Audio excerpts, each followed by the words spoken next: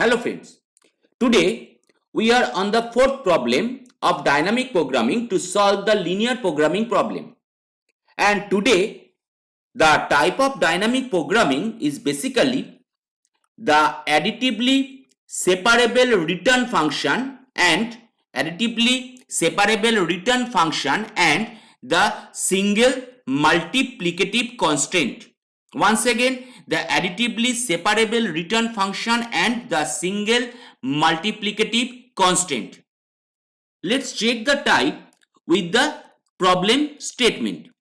Here, according to the problem statement that is given, that minimize z, that one is equal to x1 plus x2 plus x3 up to xn. That means the additively separable return function, that is the additive condition, and single multiplicative constant, that means the subject to, that is our constraint, is only one, and that is given in the format of x1 into x2 into x3 up to xn, that one is equal to d, whereas x1 to xn all the decision variables are greater than equal to 0. So that is the type of additive separable return function and the single multiplicative constant. Let's check how to solve it. So here we can find out that there are total n number of decision variables. So we can find out the solution using two steps, and the step 1 of that particular problem give us to develop the functional equation. The functional equation means that is the recursive equation. Let f and d denote the minimum attainable value of z when d is factorized in n factors, and that one is from x1 to xn, or that is our n stage problem. Let's discuss the thing. The d is factorized in n factors. Let's check the constant here.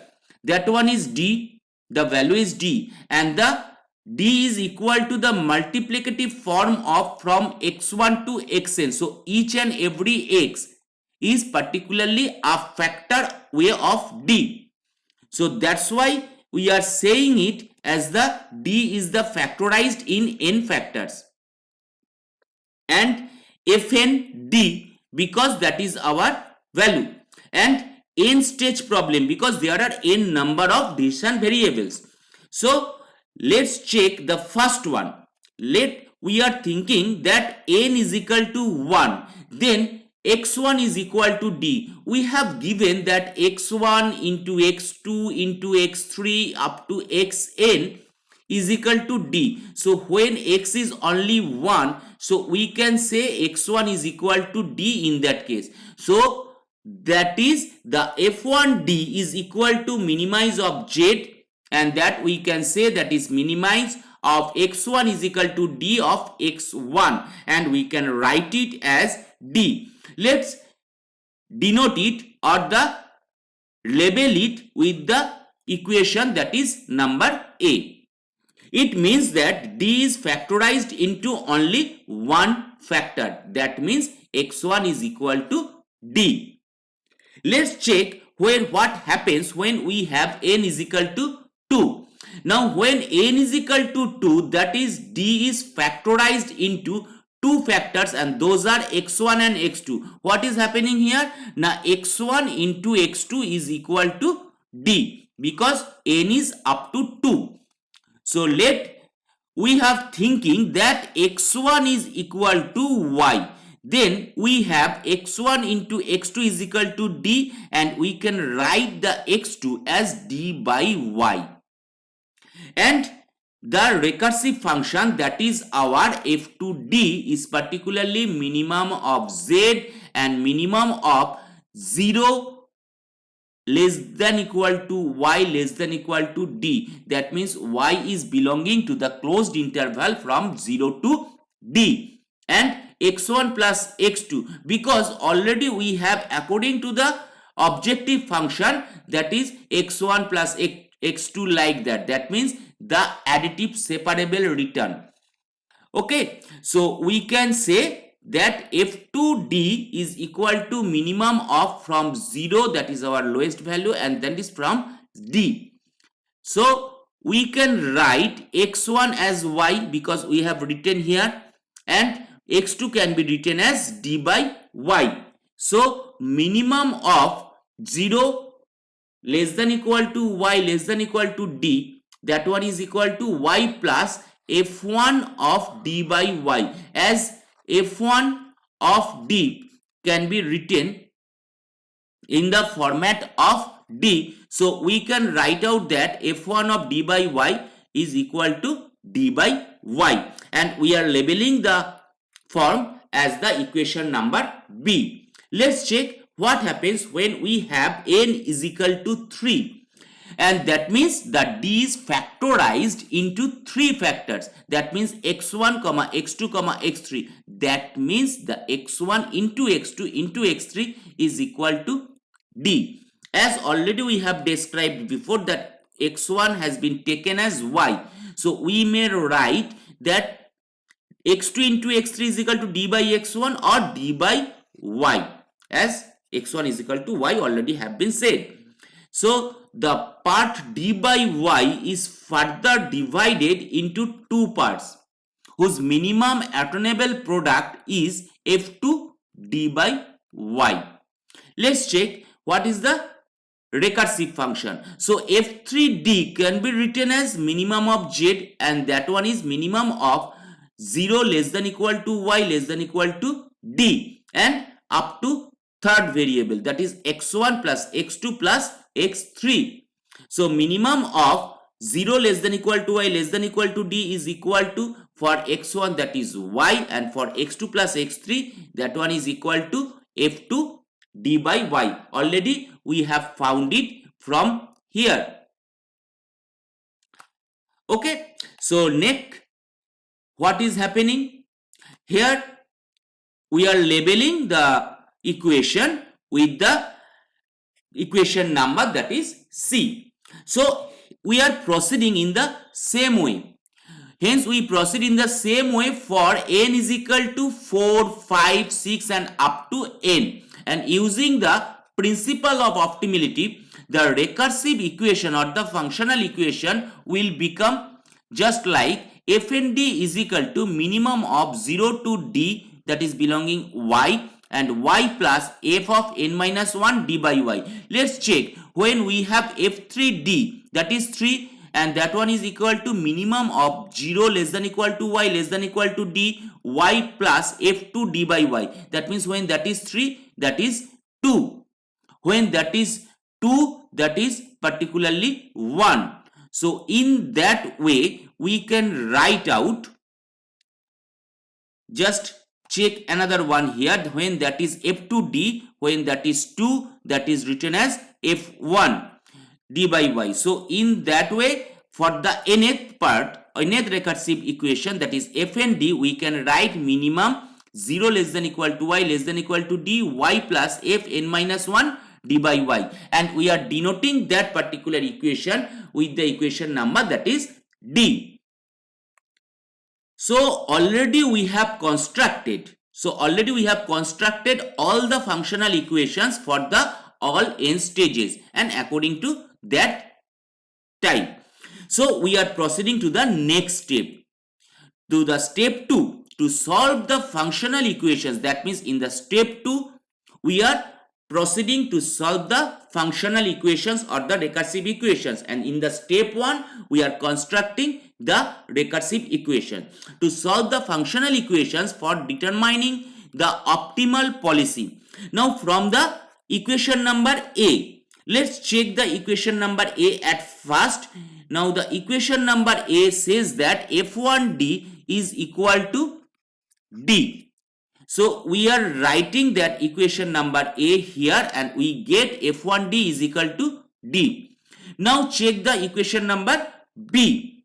Now equation number B is for the f2, that means f2d by default we can say that is minimum of 0 less than equal to y less than equal to d, y plus that must be f1 of d by y, and f1 d by y we can write as f1d is equal to d, so we can write f1 d by y as d by y. So that is our f2d or the second recursive function. Now to obtain the maxima and minima values of the differential calculus, in differential calculus to use the find of differential calculus. Now we use the differential calculus to find the maximum and minimum value for any function.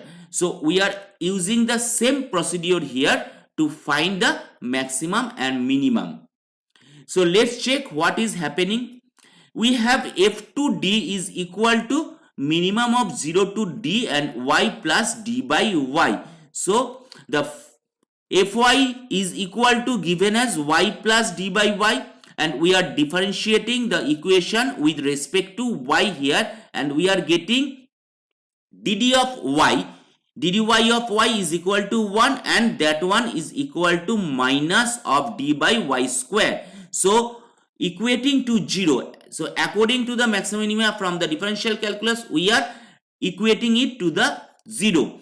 Let's once again we can remember that at first order differentiation we equate it to 0, and then we find the second order differentiation, and then for less than 0 or greater than 0 we have the maximum or the minimum value according to the values found from that first order differentiation with equating to 0. Here is also the same process, then means we are equating to 0 the first order differentiation. So 1 minus d by y square is equal to 0, and we are getting that y is equal to plus minus d to the power half or plus minus square root of d. Now we will proceed to the second order differentiation to find the maximum or the minimum value. We have particularly here two value, that is plus square root of d and minus square root of d. So when we are differentiating that function, that is our first order differentiation, we are getting the result as d2 dy2f is equal to 0, that is 1. So that means that is becoming 0, and minus dy square is becoming plus of 2dy cube. So the second order differentiation is becoming 2dy cube. Now we are putting the value of y as plus square root d and minus square root d in that particular function in the second order. So when we are putting y is equal to plus of square root of d, then we get the value that d2 dy2 is greater than 0, and when we are putting the value of y is equal to minus of square root of d, then we are getting the second order differentiation is less than 0. Now we have to find out, let's check the objective function. We have to find out the minimization. So that means here also we are finding the minimization. So according to the differential calculus, when we are proceeding in that part, that means when that is less than 0, so we need the point of minimum. So we have and we choose, that is y is equal to plus of square root of d.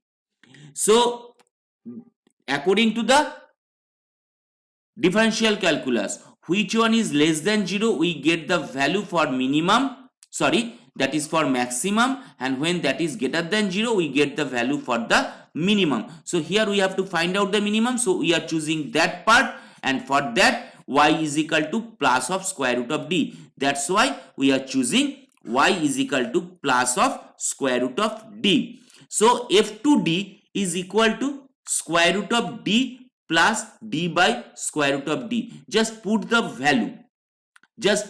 value of y here in the f2. Once again, if we check the y2 here, that is y plus d by y. For the minimum value, we have the value of y is equal to square root of D. So we are putting the value of y is here, that is square root of d, and f to d is equal to, in that way we have found, that is 2 of d to the power half or 2 of square root of d, and we are labeling the form or the equation as equation number E.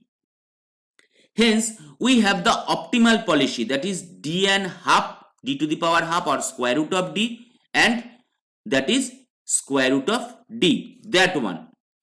Now from that particular equation, that is f to d, we have to find out, that is the recursive function, that is of f3d. Now that is also minimum of 0 less than equal to y less than equal to d, y plus f2 d by y, and f2 d by y already we have found, that is 2 of square root of d. So we are putting the value of f2 d by y here, so that is y plus 2 of d to the power half.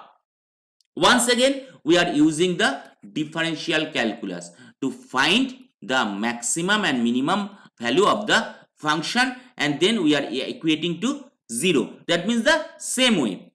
That means when we have fy is equal to here, that is y plus 2 into 2 to the power d by y whole to the power half. As for f2 d by y is equal to that one. So after the first order differentiation, we are getting that one as d dy of f is equal to, that is d dy of y is equal to 1 minus, and that one is giving us the result as minus of d to the power half upon y to the power 3 by 2, and that is we are equating it to the 0. Then y is equal to d to the power 1 by 3, and when we are equating or getting the second order differentiation of that particular thing, we are getting d to dy to f is equal to 3 by 2 d to the power half upon y to the power 5 by 2, and when putting the value of y is equal to d to the power 1 by 3, we are getting that one as greater than 0, because that is plus. And for minima we need that means y is equal to d to the power 1 by 3, and that is the point of minima.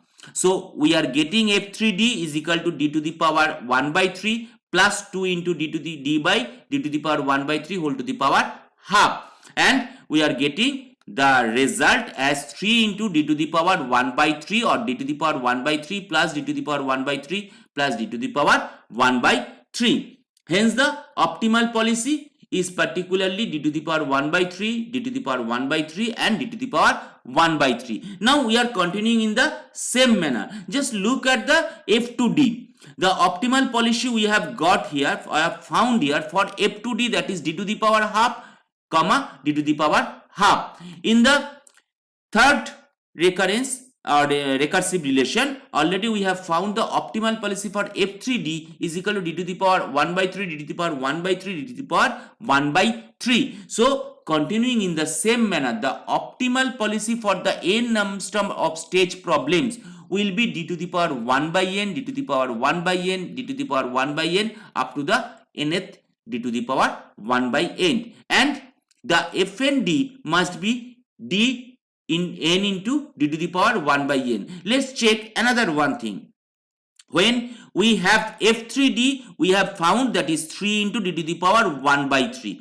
When we have f2d, we have found that is 2 into d to the power half or d to the power 1 by 2. So in the same manner, we have found that is fnd is equal to n into d to the power 1 by n.